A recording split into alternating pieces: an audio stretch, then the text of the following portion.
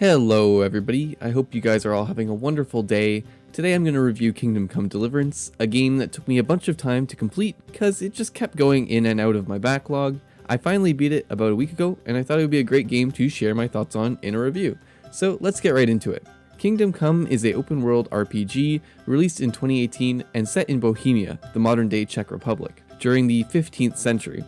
It has a heavy emphasis on historical accuracy and realistic gameplay elements. The story sets you off as a peasant in the silver mining village of Skalitz. You play as Henry, the son of the town blacksmith. Things are peaceful, but it doesn't take long for things to go awry. On the orders of King Sigismund of Hungary, the town is attacked by Cuman mercenaries and Henry's family is killed.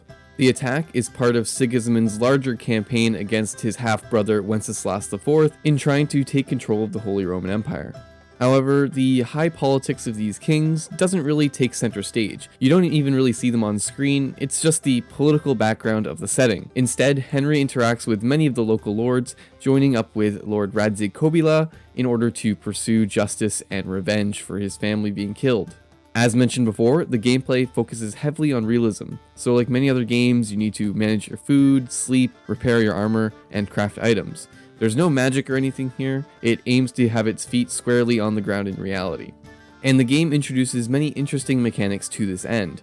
For example, you can get merchants to repair your gear, but you can also purchase armor repair kits or use a grindstone to repair your weapons yourself. Talking to a nobility with dirty clothes will make it harder to pass speed checks, as will being covered in blood or wearing broken armor. So you'll need to be taking baths and making sure your armor is in pristine condition in order to successfully convince people of certain things during quests. Another example would be how crafting potions, which are not magical, they're just like herbal remedies and naturally brewed poisons, are made into a minigame where you have to follow the steps outlined in a recipe book to brew the potion correctly. In regards to combat, it's very difficult at first, being most similar to Mountain Blade, where moving your mouse in specific directions changes the direction of your strike. Through carefully timed blocks, you can also do counter moves on your opponent, and mastering these is essential. You can use a number of types of weapon, from longswords to bows to warhammers, and you can also use combo moves, but I tended to find that these were hard to pull off most of the time, since you have to land a series of hits uninterrupted, and usually by the time you hit the enemy 1 or 2 times, they're ready to block the 3rd or 4th strike. While the combat starts off as punishing, by the mid-game it really becomes quite trivial. The key thing here is getting a good set of armor and weapons, and this can be achieved early on if you do enough stealing or get some lucky kills on high-level enemies. The only thing that really remains a challenge in the late game is taking on multiple opponents. Just like in real life, taking on 4 people alone just isn't viable unless they have no armor and shit weapons. Kingdom Come isn't like other games where when you are in a fight with a group of enemies, they'll all just wait and take turns to attack you. In this game, they're gonna pile on you at every opportunity, so it's always better to run away from the initial fight and pick them off or kite them away to engage in a 1v1. Shooting them with arrows or charging at them on your horse are also pretty good options. Yet despite combat getting easier, I still had a lot of fun with it throughout the game. You still have to think carefully about your strikes, your spacing between you and your opponent, where your best openings are based on the position of their weapon, and when the best time is to follow up with multiple strikes. The flow and pacing of the combat is really satisfying to master, and your hits, and especially the counter moves, have a really satisfying weight behind them. As an open world game, much of your time will be spent traversing the map from objective to objective. I think that the exploration is very good in this game. Exploring the map was one of my favorite things to do. If you just go wandering through the woods or go slightly off the beaten path, you're bound to find little camps, interesting sights, hidden treasures, and enemies to fight. And all of these have a good variety, ranging from goofy to very atmospheric. Many times these visually tell a story without really letting you know exactly what happened, which is nice and made me curious and interested to find more. Building off of that point, a lot of detail has been put into the world. The textures are beautiful, almost every building can be entered and is functional, and the wilderness, as I mentioned before, is populated with numerous unique sites. The game is also set in a real location in the Czech Republic, and so much care has been put into recreating historic sites and cities, many of which still exist today. And these cities and towns really feel like realistic places that people could live in, not to mention that they feel very accurate to how people would live back then. There are no empty buildings that just exist to make things feel bigger. Each NPC has their own schedules that they follow throughout the day, houses they sleep in, and private chests for their belongings, even down to the guards. In fact, a great way of making money is sneaking to the guards' barracks while they're sleeping or away somewhere and stealing all of their gear. For the most part, the game strikes a good balance between realism and fun gameplay. When you first start the game, the realism elements stick out a lot. The punishing combat, the need to eat and sleep, the way fast travel works where you actually have to traverse the map and can be interrupted by encounters, kind of like Dungeons and Dragons style. However, after your first 5 to 10 hours, you will learn how to manage most of these pretty easily, maybe with combat taking a little bit longer to master. For example, food can easily be addressed by taking food off of enemies' corpses, or by eating it at publicly available pots of stew, which are pretty much everywhere. And as you play, you will grow into your preferred playstyle because skills in this game progress the more you do the things that the skill is related to. So the things that you do frequently will become easier over time. So for example, if you shoot bows a lot, you're going to gain XP in archery, and archery is going to become easier. Crafting potions or repairing your own armor will increase your alchemy and maintenance skills respectively, also making those tasks easier as you go along. The only realism element that I felt was unnecessary and pretty annoying was needing an item, savior schnapps, to manually save. Normally, when you go to sleep, you can save, and also if you exit the game, you're given a free save as well. So you would use a savior schnapps to save if you're, for example, going into a dangerous area, or maybe you just did a bunch of stuff that you don't want to redo, like hunting some animals. It's a cool idea, but I found it more annoying than it was worth in terms of adding realism. There were numerous times that I forgot to save and lost around an hour of progress from a random death. Savior schnapps isn't even hard to acquire, so it's not like this was due to me not managing my resources correctly. It's simply because forcing myself to save because there's no autosave is a hard habit to get into since so many games have autosaving systems now. Many people simply use mods to save manually or just abuse features like the exit save. So I think it's fair to say that a decent chunk of people, like myself, are not too fond of having to save with this item. Probably about 10 to 15 hours of my 110 hours in this game were just making up for when I didn't save and lost around an hour of gameplay, which happened a decent amount of times. Now, before I get on to talking about the quests and the story, I just wanted to remind you guys that if you're enjoying the video, maybe give it a like or even subscribe. It's much appreciated. Now, the quest design in Kingdom Come, I would say, is above average. While many times you're pointed directly towards the thing you have to interact with, often you're given an area of the map that you have to investigate and explore. Sometimes you're given puzzles that you need to solve in order to get where you need to go. The quest storylines also branch and can affect other quests in the game. For example, by completing one quest, you might get additional dialogue options in another. The only main quests that I didn't like were the ones taking place inside the monastery. I really hate when games put you in prison and take away all your gear so that you have to escape, and then when you do, you instantly get all your stuff back. It just takes me out of the game a bit and ruins the flow in my opinion. The mission where you have to infiltrate the monastery is basically the prison level trope done with being locked in a monastery instead of a prison. It's made even worse by the fact that you have to follow this daily schedule, and besides doing a few simple as hell tasks that basically consists of you moving to different areas of the monastery and literally just time skip waiting to move on to the next schedule slot. But besides that quest, I really enjoyed most of the main quests. Now, the side quest design is very good. They all tend to have a unique story and characters. It really reminds me of The Witcher 3, and these side quests do have impact later on in the main story or other side quests, like unlocking additional dialogue options. Fetch quests like hunting game or quests with simple objectives like clearing bandit camps are labeled as activities and are kept separate from the side quests. I feel like this was a good distinction to make, because having some of those quests isn't actually bad when you just want something easy to do, like killing some bandits for fun. The main criticism I have of the side quests is that many of them are timed or have timed objectives, and these aren't always clearly outlined or hinted at, so many a time I had to reload because I was just doing something else, like another quest, and another one of my quests suddenly just failed because I was on a timer. In terms of playtime, the game is pretty long if you want to complete most of the content. I tend to lean more towards the completionist side of the fence, and so my playthrough was around 110 hours. This was with all the DLC included and having completed with most of the side quests. The story was good, although I feel like some of the twists later on were foreshadowed somewhat heavy-handedly. And unfortunately, the game does not have multiple endings, so while quest storylines might vary, where Henry is at the end of the game stays the same.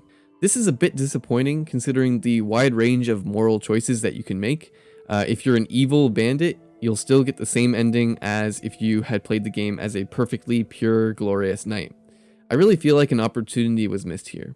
The last thing that I'll say on the story and quest design and kind of that aspect of the game is that the voice acting and dialogue was very well done, with the one exception being Sir Divish. He's a 60-year-old looking guy, but his voice actor sounds like he's 20. You've demonstrated that you're capable of solving problems. I hereby appoint you to the office of Bailiff of the Hamlet of Pribyslavitz. It kind of took me out of it a little bit and made it harder for me to take him seriously. Now I want to talk a little bit about the DLC. There's 5 main DLC for this game, and I'm just going to kind of summarize them quickly and say whether I think they're worth it or not. Now the first one I'll talk about is A Woman's Lot, and this probably adds the most additional content to the game in terms of length, adding 2 decently lengthed side quests to the game. The only thing I and many others didn't like was that starting one of these quests brings you into a scenario that you cannot exit once you begin it, and that's kind of annoying, right? Because you might want a side quest or something in the middle, you know, with the main quests you can kind of pick them up and drop them as you go, but otherwise, I liked it. Band of Bastards is the most combat-focused DLC, and that's the reason I like it so much. Basically, Radzig has enlisted the help of a group of mercenaries to try and maintain order in the province, and Henry is tasked with keeping their rowdy antics in check. You get into a lot of fights, and the story is pretty good. The members of the band are quite funny and memorable as well, with each being memorable in their own right, like the characters in, Saving Private Ryan or other war movies where each person is built around a clear archetype. The only complaint I have about this DLC is that it was too short, honestly. It took me only around 2 to 4 hours to complete, and I wish I could have gotten into more good fights with the merry band. The Amorous Adventures of Sir Hans Capon adds another side quest where you act as a wingman for Lord Hans in order for him to bang the butcher's daughter. He sends you out to get a few MacGuffins to win her heart, and that takes you into some other side adventures as well. If you can get this for really cheap on sale, maybe pick it up, as it was alright.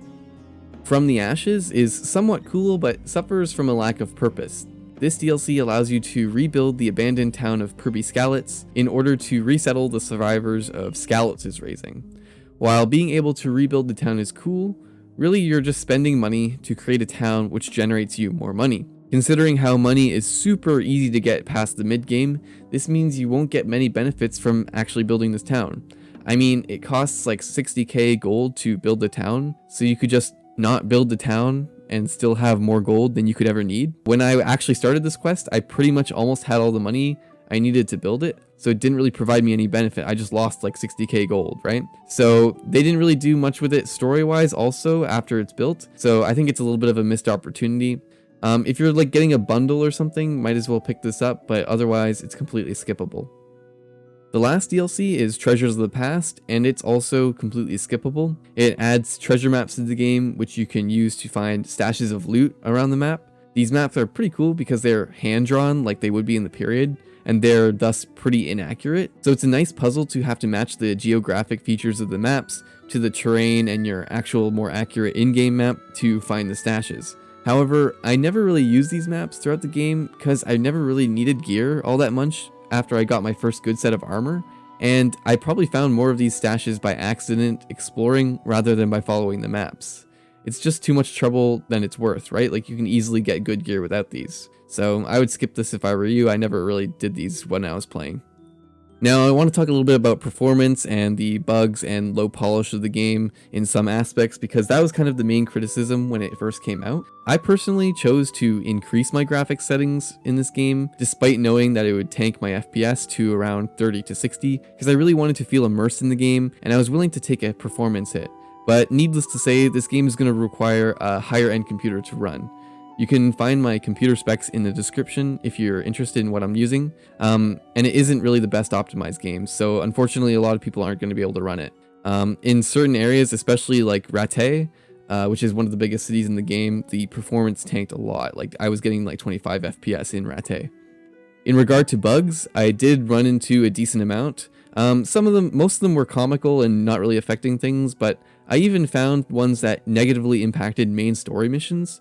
For example, I was tracking down these coin counterfeiters and I was interrogating some guy inside this shack, and then as part of the cutscene, my character saw this suspicious looking knight outside. As the cutscene progressed, it was clear that I was going to go and chase this guy, right? But when the cutscene ended, it told me immediately after that I had failed the objective of chasing down the knight, and I had to go find him another way.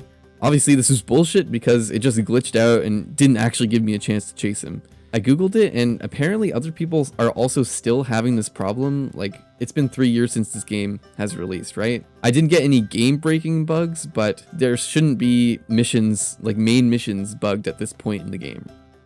Lastly, the game does have a decent amount of janky aspects, or aspects that don't have as much polish, like characters having the same animations during dialogue and they just kind of cycle through them. As I mentioned before, the world design is beautiful and incredibly detailed, so it's really weird to see that, like, when you go into dialogue sections, NPCs just have like the same face, or more noticeably, they're just doing the exact same stiff animations. Lastly, the game struggles during the large set pieces and battles with many people that happen towards the end of the story, to the point where it was actually downscaling my graphics and reducing my frame rate dramatically during some later missions. This poor performance and graphical downgrades really took me out of the experience. Now, to sum up my overall thoughts on the game, this is a very story-centered game. You can do side activities and side quests for hours at a time, but ultimately you have to come back to doing the main story, of course. Besides the jankiness, my main criticism is the lack of replayability.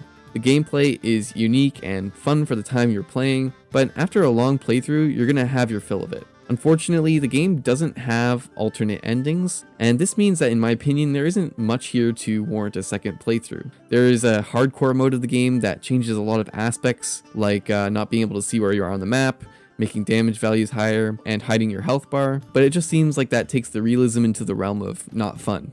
Additionally, unlike games like Fallout New Vegas or Skyrim, skill progression will be the exact same no matter how many times you play. There isn't really anything stopping you from mastering every single skill in a single playthrough. There are a handful of perks which can't be taken in combination with each other, but I didn't really feel like the trade-off was significant for any of them, and for many I felt like one was an obvious choice over the other. So there isn't really an incentive to replay to try different builds. But, you know, this isn't entirely a bad thing. As I've mentioned a few times, I got 110 hours out of this game, so you're getting a good amount of time for your money. A playthrough without the DLC, I'm guessing, would probably take around 60 hours. Now, despite some of the negatives I've mentioned during this review, I really did have a good time with Kingdom Come Deliverance, and I can really recommend it if you're into this type of game. While the game starts off quite punishing, if you get past the first 15 to 20 hours and get a handle of the mechanics, they become very manageable and you can just immerse yourself in the world and enjoy the very unique gameplay. So if you want an open world RPG with some unique mechanics,